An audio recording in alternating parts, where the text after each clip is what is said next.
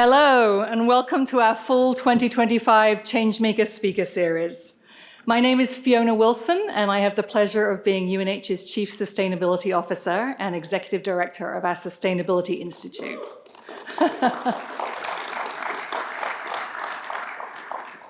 Today's event is going to focus on one of the most pressing issues of our time, the climate crisis. And while you'll definitely hear from our speakers about why this matters and how it will affect us all and why we need urgent and large-scale action to avoid an unrecognizable future, you're also going to hear mostly about solutions. New York Times bestselling author Ayanna Elizabeth Johnson, author of the book, What If We Get It Right, recently said, we have all of the solutions that we need to address the climate crisis. We just need to get them implemented quickly and at massive scale. But of course, the question is really how, and that is the topic for today. What businesses and governments are doing and what they need to do more of to make sure that we do, in fact, get it right. For those of us that work in sustainability, the recent examples of climate-related disasters, whether it's devastating levels of drought, floods, wildfires, or extreme heat, it only highlights and deepens our commitment for the need for innovative, resilient solutions. The work in building a sustainable and impact-driven economy is not just important, it is vital. So before I hand over to our incredible speakers today, I want to just say a few words about what UNH, your campus, your university, is doing to play our part in addressing the climate crisis. UNH is a national leader in sustainability in higher education. We're one of less than 10 universities in the United States to hold the highest level of rating, platinum, in something called STARS. It recognizes that UNH operates this campus in very sustainable ways. So just a few examples of that. We are 100% renewable energy powered through our unique partnership with the company Waste Management. And that allows us to capture landfill gas from the landfill over in Rochester. That is landfill gas that would otherwise be wasted, to power UNH's cogeneration plant, creating the steam that powers our campus in a way that significantly reduces our greenhouse gas emissions. And by the way, right, it's not just about sustainability. This forward-looking partnership also saves UNH about $2 to $3 million every single year. So it's a great example of how doing the right thing for the environment can also be the right thing for financial health as well. A couple of other examples. UNH was one of the charter signatories to the 2006 Presidential Climate Commitment, and we regularly update our climate action plan. It's called Wild Cap, which includes a goal of carbon neutrality by 2050 or sooner. We set ambitious goals of 50% emission reductions between 2001 and 2020, and we're pleased to share that we achieved that well before our target date. But UNH's commitment to sustainability goes way beyond how we operate this campus. It's also about rethinking UNH's educational opportunities for you as students. UNH offers hundreds of courses, literally, in sustainability across all of our colleges. And we have many focused majors, minors, and dual majors, including the very innovative dual major in sustainability that brings students together from all majors in all 5 colleges, weaving sustainability concepts into your future careers as engineers, business leaders, healthcare, education, and more. And the UNH Sustainability Institute also provides a wealth of innovative experiential education in sustainability for students all across UNH, including our Climate Action Clinic, where students are being trained in helping companies and other organizations measure and reduce their greenhouse gas emissions. So your professors will share more information with you about how you can get involved with some of these programs after today's event. And for community members in the audience, if you're interested in having your company or your nonprofit be working with UNH students on sustainability projects, we would love to hear from you. Today's event is also going to include a conversation about how the investment industry can play a role in combating the climate crisis. And I hope you'll also be proud to know that over the last 7 or 8 years, UNH, through the work of the UNH Foundation's Investment Committee, has really aligned our own investing in UNH's endowment with sustainability. All of UNH's investment decisions now are made through the lens of not just what are the likely financial returns, but also through the lens of environmental and social impacts. And today, over 55% of UNH's endowment assets are invested in investment funds that are highly rated from a sustainability standpoint. There's definitely more to be done, but UNH is really proud to be helping show the way. Before we hear from today's speakers, just a few words of thanks. We'd like to thank our faculty colleagues, all of whom are bringing students to today's event as part of their courses. Welcome to each of you and to all of your students. We're really pleased to partner with our colleagues across UNH to offer this event. Some of those are listed up here on the screen as well. And lastly, we're really grateful to the partnership with New Hampshire Businesses for Social Responsibility for offering this event also to their members and around the region. We're incredibly grateful to our friends and colleagues at Revision Energy, our Changemaker Speaker Series presenting sponsor. Revision Energy is a B Corp. It's a mission-driven, employee-owned solar company operating in northern New England. We've long partnered with Revision on a variety of projects, and we couldn't be more honored and grateful that they are part of our Corporate Sustainability Partners program, making events like this possible. We host the Changemaker Speaker Series because we know the vital importance of shining a light on innovative practices that are advancing sustainability, but also equally importantly on the people, the pioneers and the thought leaders behind this work. We really want you as UNH students to really connect with and learn from powerful role models in this field. And so we couldn't be more honored to have Anne Finucane with us on campus and proud to count her as a UNH alum. There's no question that Anne has been one of the most influential forces over her career in accelerating the world's financial markets to support a sustainable future. During her impactful career, Anne has consistently been highlighted in the world's most powerful women lists in Forbes, Fortune, and American Banker, and with good reason. Anne was the first female vice chair of Bank of America and chair of Bank of America Europe until retiring in December of 22. Recognized globally as a pioneer in climate finance, she now serves as senior advisor to TPG Rise Climate Fund and as chair of Rise Climate's carbon credit company, Rubicon Carbon. A few things about Anne's amazing career. While at Bank of America, she established and co-chairs the bank's $1 trillion climate finance initiative, and also led other major parts of Bank of America, including their $4 billion philanthropic giving work. Today, Anne serves as a board member or advisor to leading organizations including CVS Health and Williams-Sonoma. She's received, not surprisingly, many awards, including the Carnegie Hall Medal of Excellence. But much closer to home, in the fall of 2020, Anne was set to come to campus as we honored her with one of UNH's most prestigious awards as Social Innovator of the Year. As you heard from my very short summary of Anne's significant accomplishments, the Social Innovator of the Year could not be more fitting for Anne. And although at the height of the COVID pandemic, meant we couldn't welcome you to campus, Anne, we're so pleased to finally have you back here at UNH. Let's give a huge round of applause for Anne.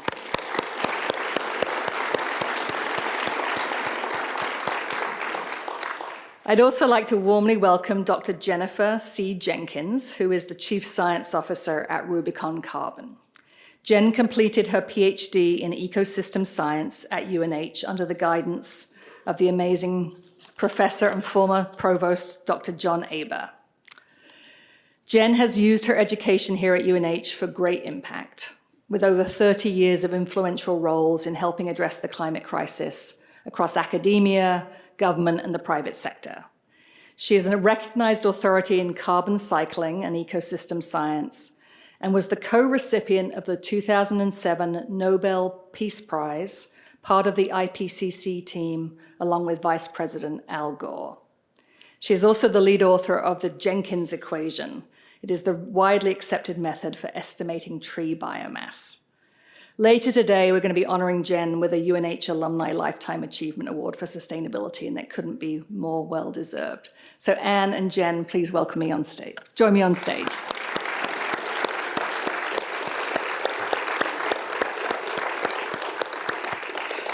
So as Anne and Jen are coming up, just a quick reminder, we'll have plenty of time for Q&A from the audience. So I encourage you, as you're hearing from our speakers today, be thinking of questions that you want to ask. And for those of you that need proof of attendance for course credit, I will announce how to do that around 1:50 today, so to give you plenty of time to get out and get to your next class. But let's hand over to Jen and Anne. Hello. Can you hear me? Is this on? Is it working? Okay, perfect. You guys in the back, give me a thumbs up. Perfect. Thank you so much. It's really nice to be here.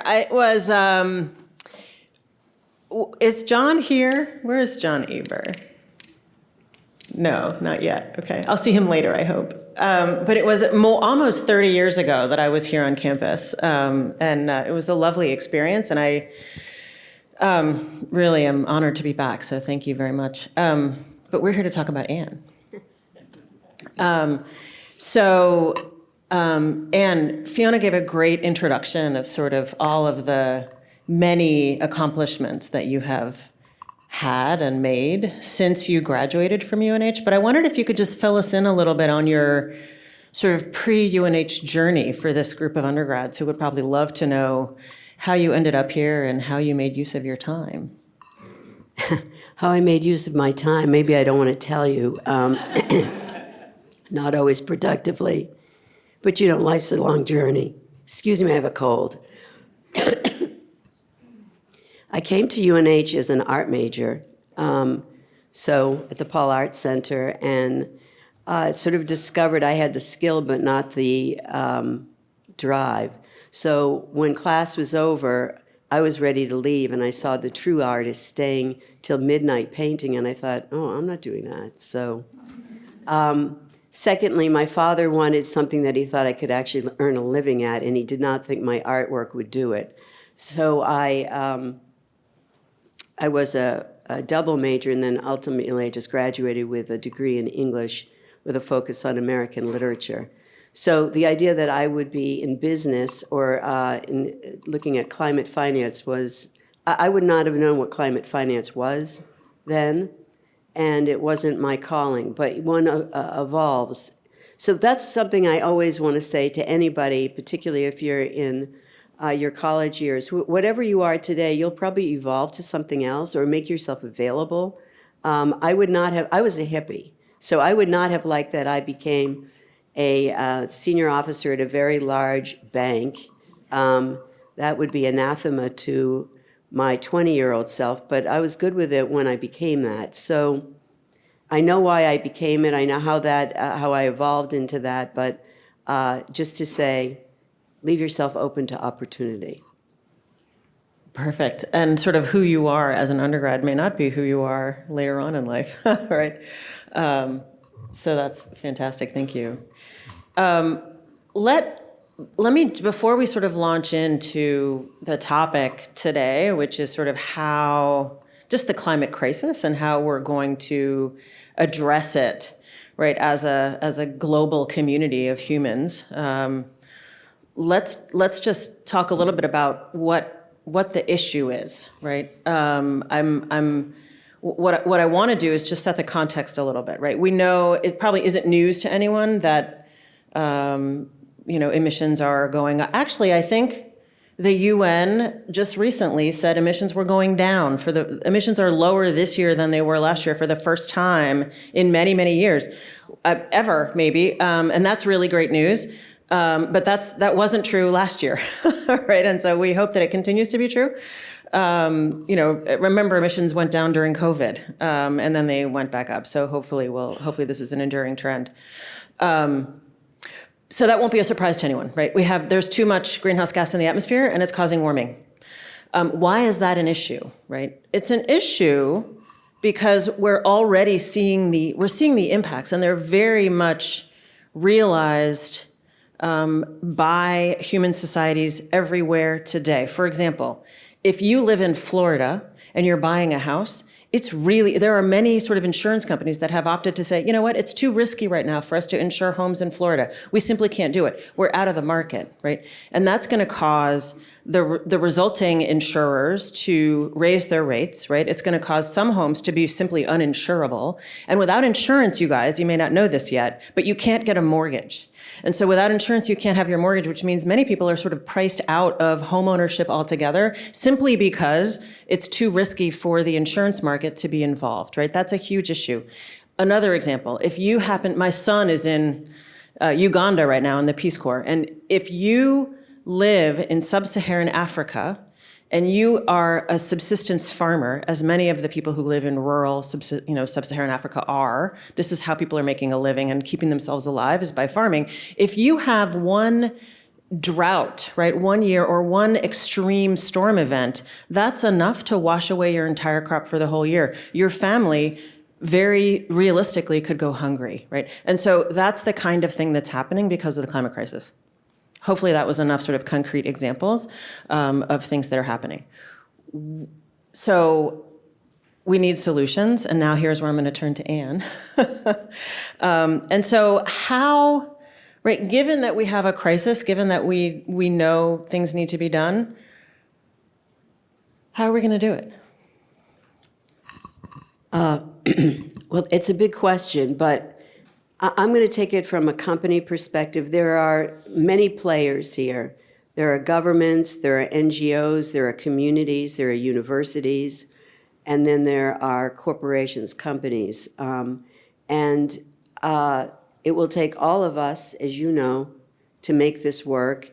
And sometimes we go in fits and starts. So under the Biden administration, we passed the IRA and the Infrastructure Acts, which we're going to not only build new bridges, but put in charging stations for electric vehicles and also incentivize people to buy an electric vehicle. That's changed in the US. So I think that whatever we might have seen last year might not happen this year. But the EU, which has this EU Green Deal, which is enormous in its structure, was foreboding for companies because it seemed literally undoable. One has to become carbon neutral and then net zero over a period of time, and you have an allocation for how much carbon you can emit, and if you go over it, you need to trade with another company or buy essentially what would be carbon credits. But the road to get there was extremely complex. They have become much more realistic in the last few years, and I think what you'll see is companies seeing their way forward to help with this problem. And then there is, from a company perspective, as Fiona outlined, as you have in this university, it's cheaper if you can get to the other side of using renewable energy. It costs more to get there, but over time it is less expensive for a company. It's environmentally better. You have lower incidence of asthma, these very practical things that Jen just said. And companies see the risk with climate change. It is less political. I would say it's less inspired. It is pretty practical, which is it would be cheaper over time to do renewables. This is the way of the world. The EU has already made these very broad rules and regulations and laws. So if you're a multinational, you're going to have to follow them. Better that you want to do it once, and you also might be operating California and Europe as bookends. You're going to make some changes. So your employees are forcing you to think more about it. So it's more practical. You have laws and regulations. You might as well do it anyway. You have the risks of coastal erosion. You have health issues that are happening. These are the reasons why companies are moving quickly. And now they're coming up with good financial sort of financing and innovation. And I may have to go off script a little bit here. I hope you're okay with that. I'm ready. What about countries, right? I can't help but sort of think, well, we're almost to November. We're going to have a COP in Brazil in a couple of weeks.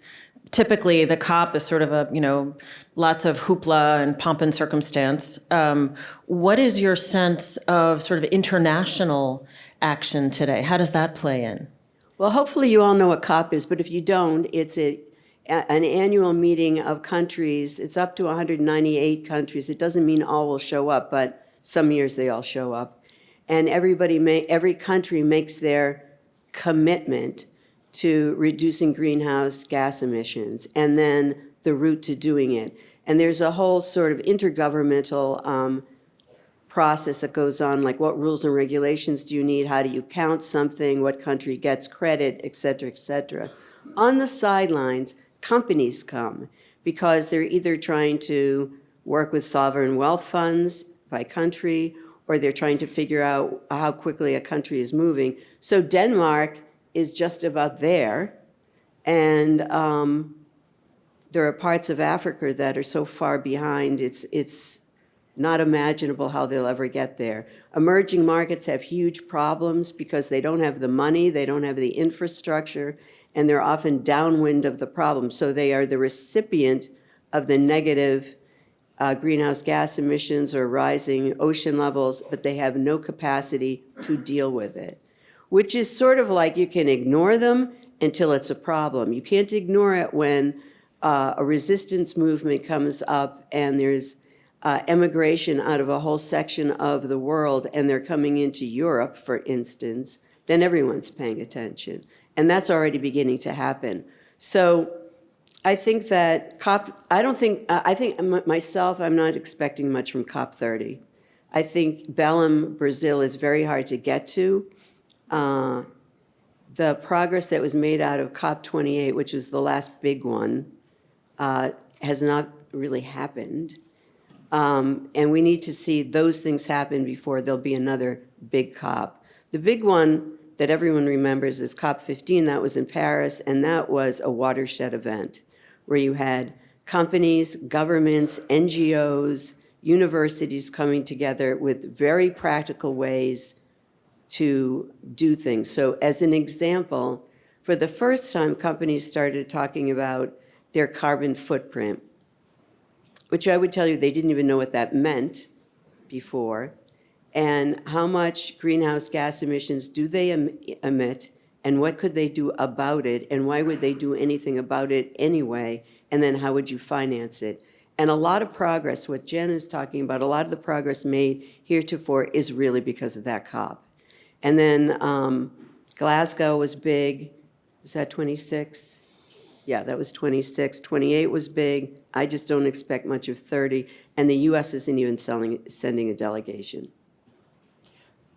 Yeah, so I mean, I think some would say they don't really expect much of it out of any COP, right? I think there's the Conference of the Parties to the UN Framework Convention, right? All the countries in the world are parties to the convention, but the way it works is if one country objects to a decision, the decision can't take place. So basically, every little country has veto power.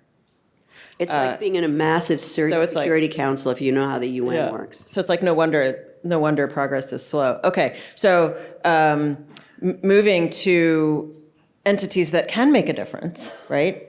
You've spent your career in business, and some businesses are really taking aggressive and very material action, right? So why would a company do that? Why would a business do that when it's when it's sort of got obligations to its shareholders and all the rest? What motivates a company? The Martin Friedman sort of framework. Well, the first thing is just companies do things that are in the best interest of the shareholders and the company. And I told you this earlier today. One big factor years ago was at shareholder meetings, which are held annually, and anyone that has a single stock can show up. There was a movement to use those meetings and to become a shareholder and then to object to something in a company. And it's actually a very effective tool. It's a very, very effective activist tool. Because even if the company doesn't make the change, and even if the vote doesn't go through, they have to pay attention. And they'll either seek to make enough change that the shareholder will drop the proposal, or they will demonstrate to the rest of the shareholders they're making enough of a change that they won't vote against the company. So I gave you an example. Shall I talk about that? Yeah, Okay. please. So I was at Bank of America, or its predecessor bank, for about 27 years, and I see a colleague, Wojciechowski here, that worked with me for many years. But we had a shareholder proposal about mountaintop shearing. This is a long time ago, like 20 years ago. I didn't know what mountaintop shearing was, let alone what they were objecting to. But it took place in West Virginia. The reason there was a shareholder proposal to Bank of America is because we banked a coal company that did mountaintop shearing. So I had a sort of a broad portfolio of responsibilities, but they included public policy, philanthropy, and data and analytics. So this precedes climate finance. And I went to see those that were putting forward the proposal, and it was a group of activists. And they took us through, first of all, I went through what is the mechanics of how you do mountaintop shearing, which is kind of incredible. And the second thing was, what is the after effect of the community, both on workers and health issues. So the issue here was maladies, health problems that happened after mountaintop shearing had happened and got into the drinking water and the atmosphere, and it was quite compelling, and I'd say indisputable. I mean, this was the real deal. So I went with myself, a couple of other senior officers. We brought in an environmental scientist, we brought in a physician group, and we were convinced. So I went to the shareholder, to the board, and proposed that we no longer finance mountaintop shearing, which we didn't and don't. But that was the beginning of a whole movement. Now multiply that across many, many companies of all different sorts with all different shareholder proposals. You listen and you listen for the practicality of it. Is this really political or is this really real? And if it's real and you can prove it, you respond. And you multiply that many times over, while you're also dealing with, if you're a multinational, European regulations that are coming that you inevitably have to adhere to anyway, and California regulations that you have to adhere to anyway, and a young employee base that is pushing you to do this, and that it's cheaper ultimately to use renewable sources of power rather than certainly coal and other kinds of things. Most people use, in America we use, I think, 38% natural gas, and then the next two are kind of equal, which is renewable and nuclear, and coal is down to less than 10%. 20 years ago, the renewable was nothing. Nuclear was something, but not 20%, and coal was much higher. So we change. We may not change quickly enough, but we do change. And I would have said that we would see a lot of change in the last couple of years, because then there were incentives for companies to do more, for individuals to do more, because you'd be given credit for both electric cars and changing out some household stuff. I'm just not so sure right now. So it's interesting, right? You were sort of saying that early on, right, it was these sort of shareholder resolutions that were causing companies to act and maybe change their behavior. And that almost feels like the goal there might be to sort of avoid negative attention, right? But we also talk about the opportunity, right? And so could you sort of turn it on its head, right? And flip around and say, where, as a capitalist, right, sort of working in business, why would you get involved in climate? Well, because it is a market opportunity. So for B of A, I'll begin with them.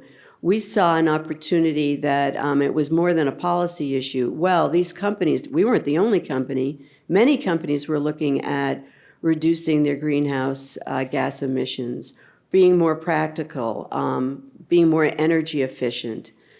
Well, that's a business opportunity. So we made a commitment of $1 trillion toward the environment. This was a business opportunity where we would do the financing for companies as they retrofit their buildings, as they do new build-outs, as they change from coal to natural gas or natural gas to renewable. This takes money.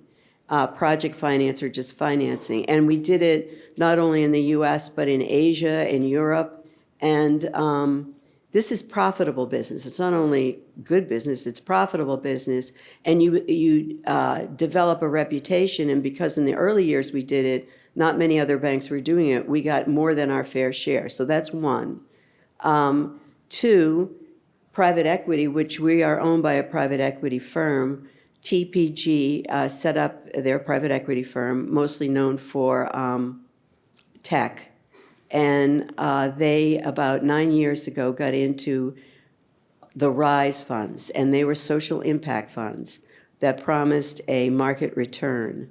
And the companies that have invested in RISE, both RISE Climate and RISE Impact, are not environmental companies. They're just companies that wanted to get a good return and thought this was progress, and also that they would learn something. In other words, TPG RISE invests in new technologies, mostly in renewables, or electric cars, or any, the sort of broad array of what you could imagine, and a direct air capture. Anything that is in the atmosphere of what one can do, they have invested in. They make money on that, and they began their funds in 2017 with a $3 billion fund, and they're just finishing up the fundraising, which will get them to $30 billion. These are like 6 funds that have happened, all of them with good market returns.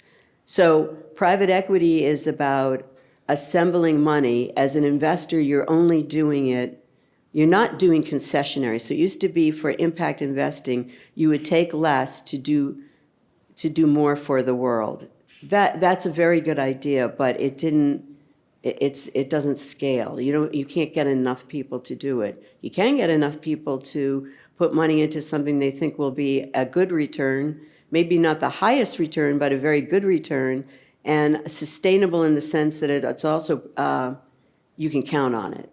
So this business has become very big in whether it's TPG or BlackRock or Blackstone, all of these companies that you hear about. So investors are doing it, private equity is doing it, banks are doing it, and then companies are doing it because it's either part of their mission or it's inevitable. Right.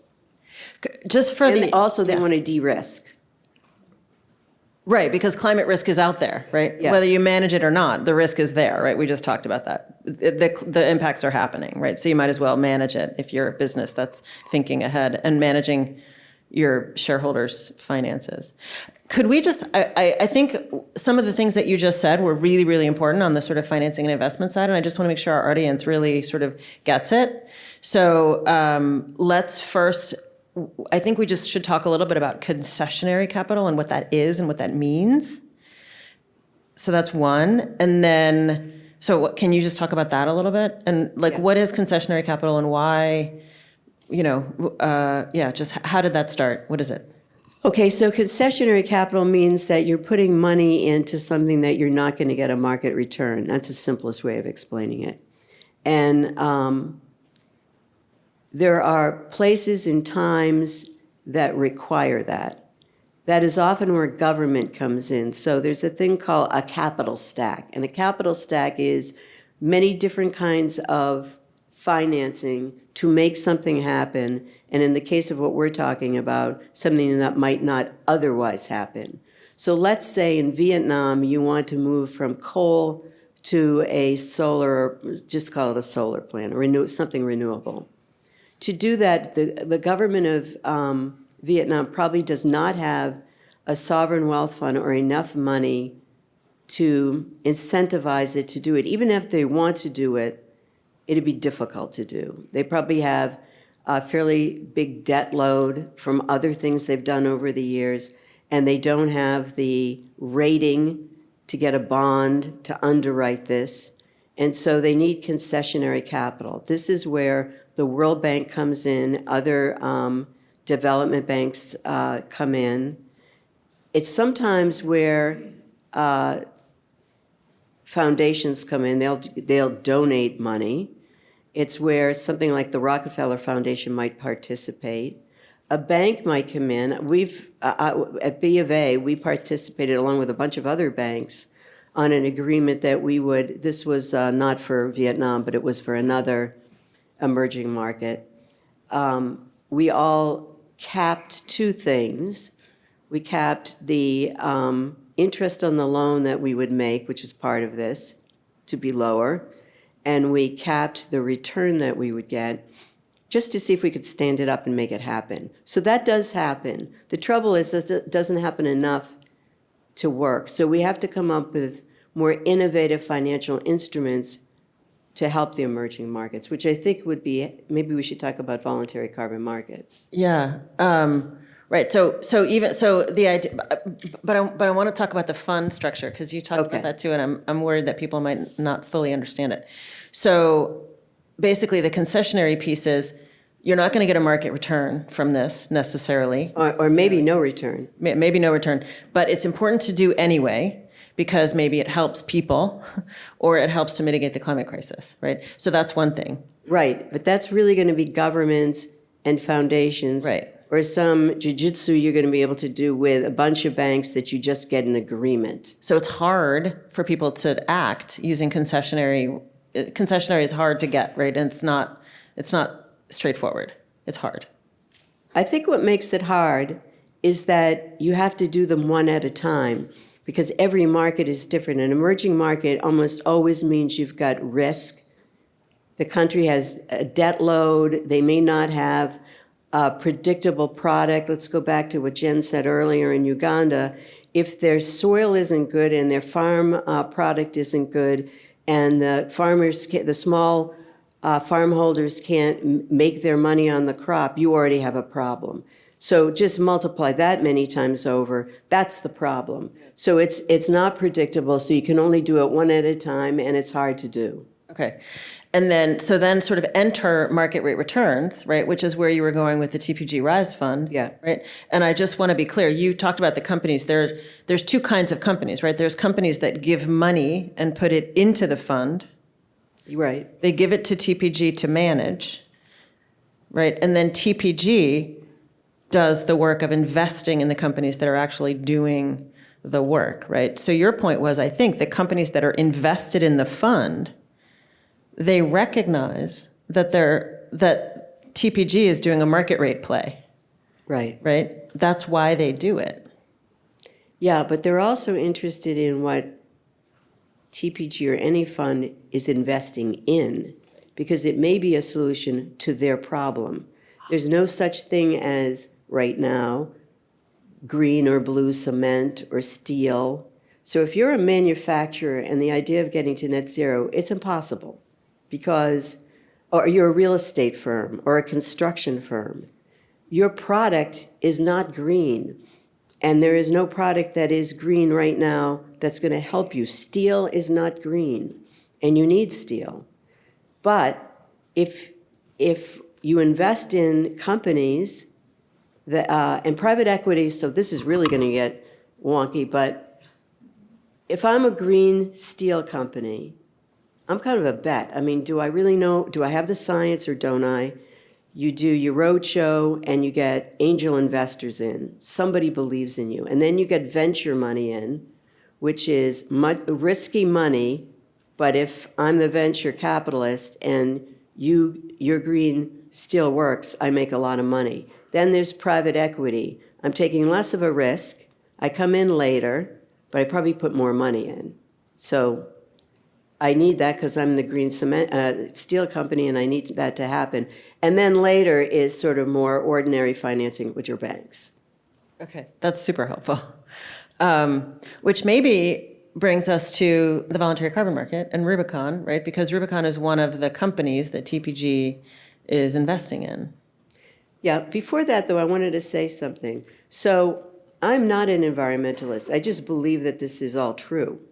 And therefore, I'm a practical person. I think there's a market opportunity because I think there's going to be more and more innovations. I think part of climate change will be solved by innovation and technology, not all of it. You have to have a will here, and you have to have the money, but we've talked about the money. But there will be technological advancements that will fast forward in some cases. It doesn't solve emerging markets. That will always be a problem for lots of reasons. I hope I outlined some of them. The other problem is that politically in the US, we have politicized climate. It's not politicized in Europe. You just have to do it because they believe it. And at first they were using the stick and no carrot. Now they're putting the carrot in, and that will accelerate. A few years ago, we put the carrot into our political system with the IRA, the Inflation Reduction Act, and the Infrastructure Act, so that companies were incentivized to do certain things that would help environmentally. Because it's political, as we all know, the Trump administration is going to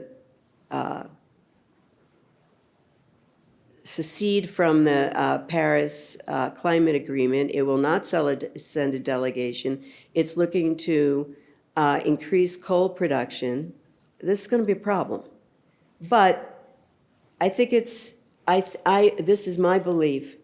I believe that we're such capitalists, and this administration is very competitive, that there's a possibility that looking at China may change some minds, because China is moving forward. They are the worst emitter, but they're also the fastest in generating new solutions and more in the area of renewables. I lost the beat. Oh. Yeah, we were going to do VCM, but Shall we go to do you want to questions? do VCM or do you want to go to questions? I'll work it in. Okay, yeah. So Fiona, please think of your questions for Anne. All right, so to help you get started thinking about questions for Anne and Jen, we want to just give you just a couple of minutes. So what we'd like you to do is turn to the person next to you, or perhaps it's somebody behind you or in front of you, and just chat for a couple of minutes about what were the things that really struck you in the conversation between Anne and Jen today? What do you still have questions about? No ridicule. No. So 1 or 2 minutes, turn to somebody next to you, quick buzz session, and then we're going to have people coming around with microphones. All right, go. All right, we would love to hear questions from the audience. So we have 2 mic runners in the back there. So if you have a question, please put your hand up. Let us know. We've got one over here, Kathy. Yep. And if you have a question, you can put your hand up and Alexis will get to you on that side. Yeah, please go ahead. I'm curious, with the petrochemical industry holding so much influence in our government and our economy, how can we trust that they'll make uninfluenced decisions and uninfluenced regulations in time to avoid these climate disasters? Great question. Thank you. How can we trust whom? The government?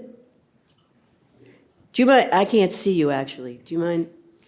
Stand up. But can you stand up and move? It's just. You're right behind the podium. Yeah, you're like invisible to me.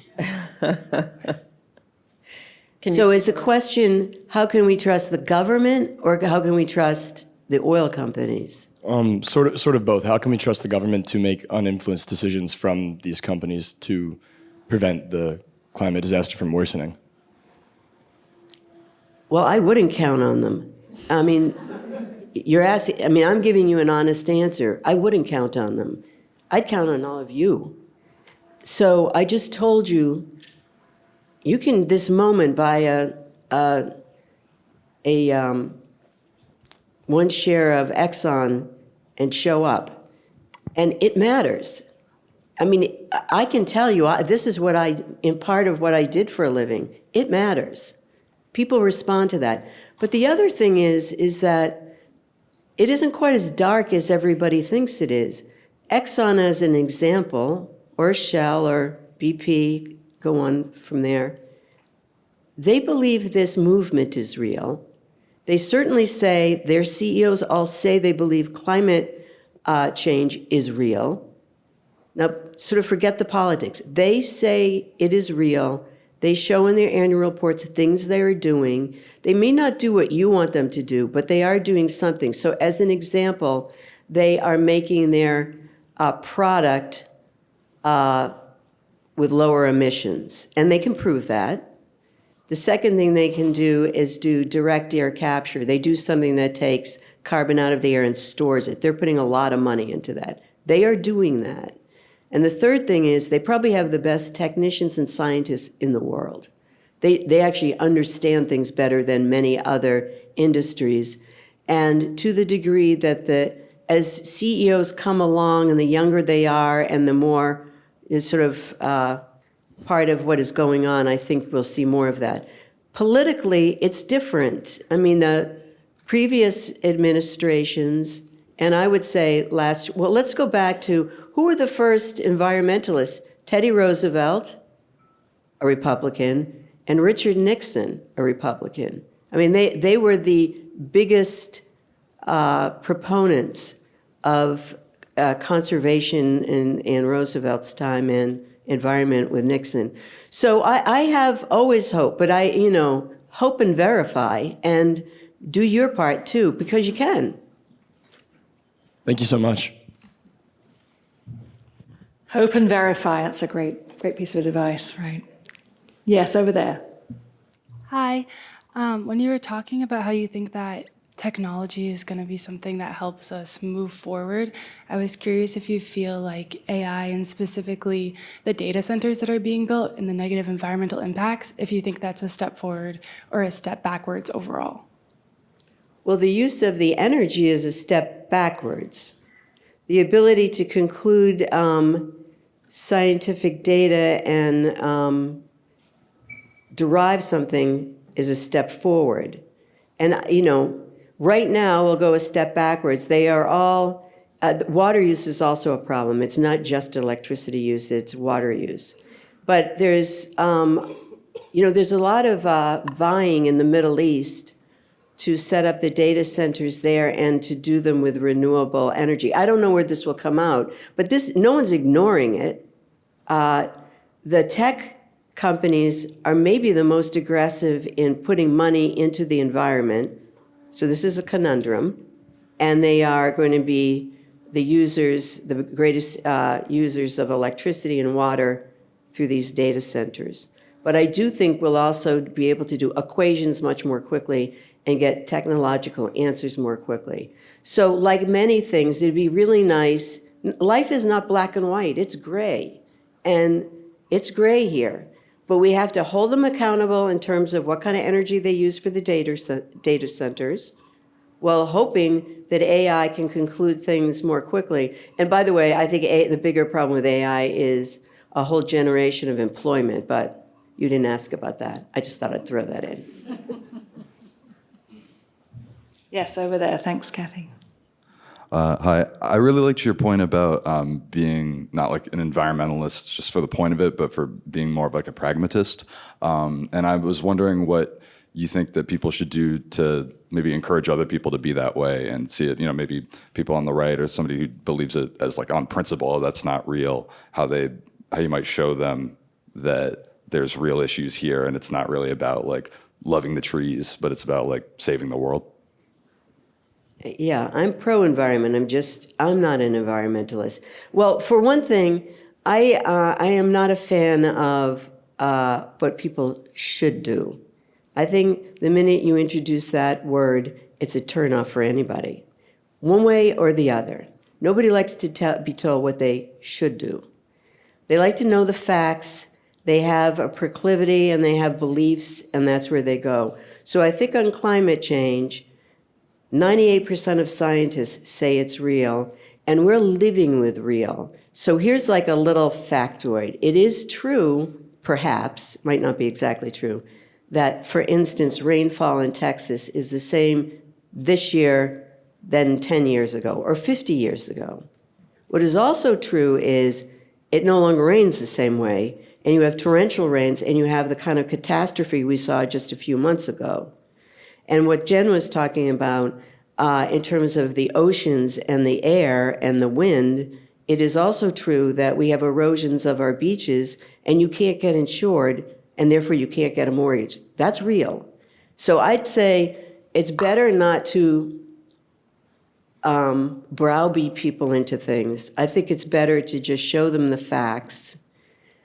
I believe, this is my belief, I may be wrong, I believe this current administration is very focused on energy superiority, and we do have a lot of natural gas and oil, particularly in the Permian Basin, and this administration thinks that's a leg up. Might be. It's certainly a leg up right now in terms of LNG, liquefied natural gas, being shipped overseas to Europe because they aren't taking the same from Russia. So it's a competitive advantage. Sometimes things are political and circumstantial. That doesn't mean it's forever so. So I hope that's a partial answer. And could I add in? I think people, to Anne's point, I think people respond well to stories and things that are concrete, right? So that's one thing, instead of just being, we're all like Chicken Little, the sky is falling, just to see like my friend couldn't get insurance on their house in, southern Florida. And then I also think one of the things we've been trying to emphasize here today is just the opportunity, right? Like, and the sort of competitiveness. That's a big theme in Europe right now, is just competitiveness. So we need to keep the costs down, but we want to compete with the other countries, and that should get anybody's blood flowing. The other, just one other thing to that, like I love Europe, I hope we all go there, it's terrific. They're not the innovators. US is innovators, China is innovators. There are countries in Europe that are innovators, but because of the way their system works, they won't be able to scale. We're just faster and we're capitalists. When you're capitalists, you have a certain belief system in capitalism, and you're not apologizing for it, so you move faster. You make more mistakes, maybe, but you move faster. Thank you. Other questions? Yes, over in the front there. So it's not exactly what you're supposed to be talking about in just climate sense, but you mentioned, that you have a lot of faith, or you're impressed with the technology that the oil companies can bring to bear, and that they've said a lot of good things in the past, and you think that they're probably going to come through in the long run. But the oil companies and a lot of other big companies also have been saying a lot of good things about addressing social and environmental injustice. And LNG is a perfect example. All these new terminals that they're trying to build down south are displacing some very disadvantaged people. But all those same companies were all on board with environmental social justice 3 years ago. What happened? Well, you know what happened. So why should we think that oil companies are going to come through in the end? Yeah, because I don't think it's the same thing. If you're Exxon, you're operating in Europe, and Europe has these rules you have to follow. They're laws. This isn't the political headwinds or tailwinds of the US. This is a law. California has laws, and they have to follow them. So they're pragmatists. They recognize that so in other words, I'm not depending on their social conscience. I'm depending on that they see opportunity. As time goes on, younger generations just believe this to be true. They believe the scientists. It's a movement that will, it's not a movement, it's a reality. So I just think it will happen because they are required to do it in the EU. If there was no EU deal, Green Deal, and this was just, vote your conscience, I wouldn't believe anything. But that isn't what this is. But fracking and gas pipelines and making LNG create tons of methane and they lie, right? You have to go and monitor it, right? The law, they're trying to say we're not emitting and we're not dumping tons of methane in the atmosphere. They are. You can drive around a guy around. Yeah, but I'm not arguing that point with you. I'm just saying, I wasn't suggesting they're leading the charge. I'm suggesting They have the technicians that know what to do. They may not be doing what you want them to do, but they could do it. And they are going to be required by law to do, 27 countries in Europe will require them, if they want to do business there, to do business a certain way. So I don't see a panacea. I'm just saying I think there is change afoot that they're going to have to do. And I also think they have given some evidence that they are making change. Some of what you're saying, particularly around social impact and what happens downwind of these things or displaced communities, I'm not arguing that. But I'm not up here in the solutions business. I can tell you what I think can happen, and I can tell you I think enough money is going to be put into the technology of climate change to make substantial change over time. I think this is part of what Bill Gates did. Everyone see this memo, or does anyone even know what I'm talking about, this memo he put out yesterday? But it speaks a little bit in part to what you're saying. He takes it differently. So it's climate change or humanitarian help, but that's not exactly how he put it. But he's semi-abandoning climate change to say it's not existential. I might think it is, but he's saying it isn't.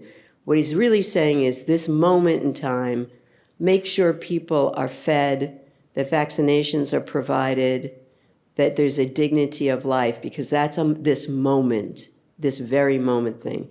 I would argue it also will help with the environment because, for instance, if you change, he's a big into soil and farmland, 90% of the Earth's soil will be degraded in just a few decades. If you address that, you'll address the ability to earn a living, but you'll also help the environment. So, I mean, I'm not a black and white person. I try to sort of call balls and strikes as I see them. Are there any other questions from our audience? Yeah, there's one over there, Alexis. There's two, but one, yeah. Oh, there you go. All right, there's one further down too. Yeah, go ahead, please. I just wanted to ask about, back to AI. So I guess my question is, as long as AI is only using renewable energy sources like water and electricity, what is the downside? Well, because they're not. Oh, okay. I'm saying that's what they need to do. I see. And that is what they are proposing they will do. But to this gentleman's point, I can't promise that. I can tell you that that's what we hope will happen, and that is what the technology companies are suggesting they will try. Okay. That's great. There was one a little bit further down, Alexis. Yeah, thanks so much. So you kind of mentioned earlier about how Europe, it's not really politicized about just climate change in general. And in the US, we see like something like coal, you were saying earlier, is kind of, it's being pushed by this administration. Yeah. And we see that a lot of people who are like backing this are from like those communities in West Virginia who all of their money flow comes from the coal industry. So of course they're going to be like for this because it's the only way they can make themselves like survive. So as someone who's like really wants, the like more sustainable energy sources, how can we, and you also mentioned in the last talk about providing more, or like kind of like you were saying about the Bill Gates thing to like help our community first. How can we ensure that we're still helping those communities who are going to be affected if we try to take away coal? Like, how are we going to make sure that they'll still have money flow? Okay. Fantastic question. Really good. The first thing is the coal business has been cut in half over the last 10 to 15 years already. There might be 100,000 people if I include the truck drivers, the diners, everything in the coal business, and it's pretty concentrated geographically. So that means, let's, for purposes of this discussion, say West Virginia's got a problem, but it's had a problem for 10 to 15 years because these coal facilities have been closed or they aren't thriving. The second thing is, and this is a reality, forget the should of this. The is of this is that I don't think they'll get financed, because even though this administration is suggesting we're going to reopen all of them, I assure you banks don't think they're going to be reopened, because it takes 5 years to get things going, and there'll be a change in administration, and I think everyone's pretty sure we won't be going go-go on coal. So banks are going to say, this is too big a risk. And so I don't really see it. I mean, I could be wrong, but I don't see it. So that leaves the should part, the humanity, the how to help those people. There are few enough of them that this is where, in my opinion, we should have done something 10 years ago, which is to help people through this transition so that they are basically covered until we can figure something else, because we're not going to retrain them. Coal miners are not going to get retrained as coders. And by the way, you don't need coders anymore because you have AI. So we can skip that generation. I hope everyone wasn't, girl coders, because that's a problem. The thing is that everything isn't set in stone. We all have to participate. You vote. If you're in West Virginia, you vote for some things. Hopefully, federally, there were programs that were imagined to help this community. They have been abandoned, but they can come back. So I think it's a big problem, but I don't think the solve will be that we reopen coal mines and it becomes a thriving business, because I don't think the financial industry will actually underwrite it. We've had some great questions, but we're almost out of time. So I wanted just to close with one sort of lightning round, sort of a minute or less each for both of you. But what is one thing that you would love the students in the audience to take away with them today? And or what is one reason about why we should all have hope that collectively we can address the climate crisis? Jen, why don't we start with you? Sure. I think the most important thing that we can learn to do as citizens is to communicate and communicate with each other. That means talk to your friends. That means talk to people that don't necessarily agree with you. That means share your point of view and be honest about how you feel. And then as far as, I'm going to answer both questions. Why should we be optimistic about our ability to solve the climate crisis? I think we're going to solve it because we have no choice. We're going to fix it because we must, and I think it's inevitable. So, and we've talked today about some of the tools and technologies and different, specifics that are happening, but I think the momentum is there, and I am optimistic about our sort of ability as a global commons to make it work. Well said. And we're going to give you the closing words here. Well, first of all, that you have 500 people here people care about this. And I see both I see the value in the political, the environmental, the social issues. I'm a business person, so I see the business opportunities, and I think there are a lot of opportunities here. And I think the business community writ large thinks so too. We are competing against China, let's face it, and they are moving ahead of us. That's no good.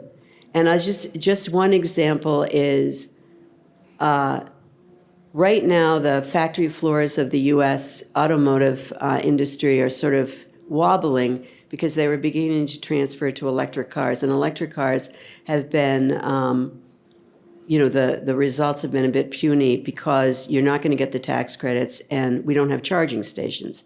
We need charging stations first.